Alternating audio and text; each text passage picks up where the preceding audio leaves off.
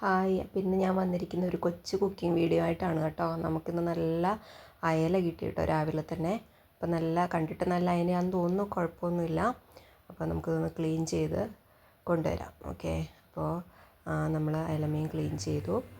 ഇത് കറി വയ്ക്കാനാണ് കേട്ടോ. കുറച്ച് കറി വയ്ക്കാൻ വേണ്ടിയിട്ടും ബാക്കി കുറച്ച് നമുക്ക് ഫ്രൈ ചെയ്യാൻ അങ്ങനെയാണ് വിചാരിക്കുന്നത്. അപ്പോൾ കുറച്ച് അയലമീൻ കറിയും വയ്ക്കണം, ബാക്കി കുറച്ച് ഫ്രൈ ചെയ്യുകയും വേണം. അപ്പോൾ നമ്മളതിന് വേണ്ടി എന്തൊക്കെയാണ് നമ്മൾ എടുക്കുന്നതെന്ന് നോക്കാം.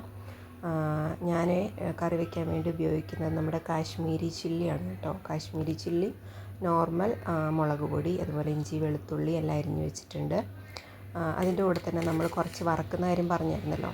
അപ്പോൾ കുറച്ച് വറക്കാൻ വേണ്ടി കുറച്ച് കോൺഫ്ലവറും മുളക് പൊടിയും ഉപ്പും മഞ്ഞൾപ്പൊടിയും എല്ലാം ഇട്ടിട്ടൊന്ന് നന്നായിട്ട് പുരട്ടി എടുക്കാൻ ഓർത്തു.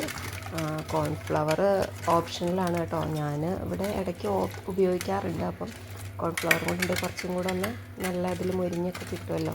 അപ്പോൾ അത് നമുക്ക് നന്നായിട്ട് പുരട്ടി ഉപ്പും മുളകും എല്ലാം ഇട്ട് പുരട്ടി നന്നായിട്ട് പുരട്ടിയിട്ട് നമുക്കത് കുറച്ച് നേരം അയലക്കുട്ടന്മാർ പോയി നമ്മുടെ ഫ്രിഡ്ജിൽ റെസ്റ്റ് ചെയ്യട്ടെ അല്ലേ. നമുക്ക് ആ ടൈമിൽ എന്ത് ചെയ്യാം, നമുക്ക് അയലമീൻ കറി വയ്ക്കാം.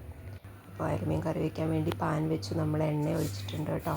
ഇനി എണ്ണ ചൂടായി വരട്ടെ. അപ്പോഴേക്കും നമ്മൾ കടുകിട്ടു. ഇനി കടുക് പൊട്ടലാണ് ടാസ്ക്.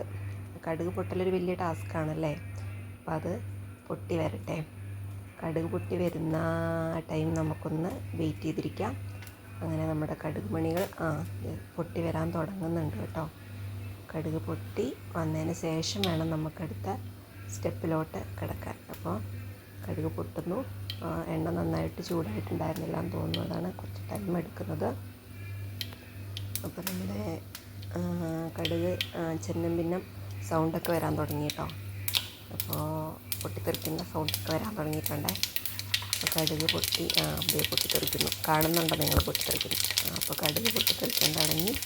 ഇനി നമുക്ക് അടുത്തതായിട്ട് നമ്മുടെ അരിഞ്ഞ് വെച്ചിരിക്കുന്ന ഇഞ്ചി വെളുത്തുള്ളി ചെറിയുള്ളി ഇതെല്ലാം കൂടി ഇട്ടൊന്ന് നന്നായിട്ട് മൂപ്പിച്ചെടുക്കണം.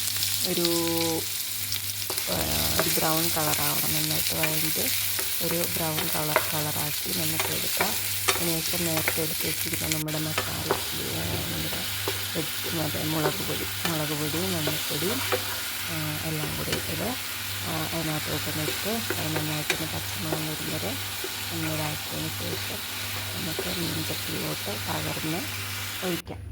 അപ്പോൾ ഇവിടെ മീൻചട്ടിയിലോട്ട് മീനും വെച്ചു, മസാലയും കൂട്ടി വെച്ചിട്ടുണ്ട് കേട്ടോ. ഓക്കെ. അപ്പോൾ നമ്മുടെ മീൻ കറി അടുപ്പത്തോട്ട് വെച്ചു. ഞാൻ കുറച്ച് എൻ്റേതായ രീതിയിൽ കുറച്ച് കറിവേപ്പിലയൊക്കെ അതായത് തണ്ടോട് കൂടെ തന്നെ ഇട്ടിട്ടുണ്ട് കേട്ടോ. പിന്നെ കുടംപുളി ഇടുന്നുണ്ടെങ്കിലും ഞാൻ തക്കാളി കൂടെ ഉപയോഗിക്കുക. ഒരു ചെറിയ പീസ് തക്കാളിയും കൂടെ ഇട്ടിട്ടാണ് കറി വയ്ക്കുന്നത്. അപ്പോൾ നിങ്ങളെങ്ങനെയാണ് അയലയും മത്തിയൊക്കെ ഒരു തക്കാളി ഇട്ടൊരു ടേസ്റ്റല്ല. അപ്പോൾ നിങ്ങളെങ്ങനെയാണ് കറി വയ്ക്കുന്നതെന്ന് പറഞ്ഞാൽ ആ സമയത്ത് തന്നെ നമുക്ക് കുറച്ച് മീൻ എന്ത് ചെയ്യാം, ഫ്രൈ ചെയ്യാം.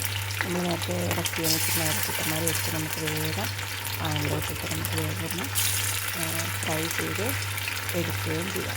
മീൻ കറി അവിടെ വേഗത്ത് ആ ടൈം കൊണ്ട് നമുക്ക് എന്ത് ചെയ്യാം, അയല ഫ്രൈ ചെയ്ത് എടുക്കാം.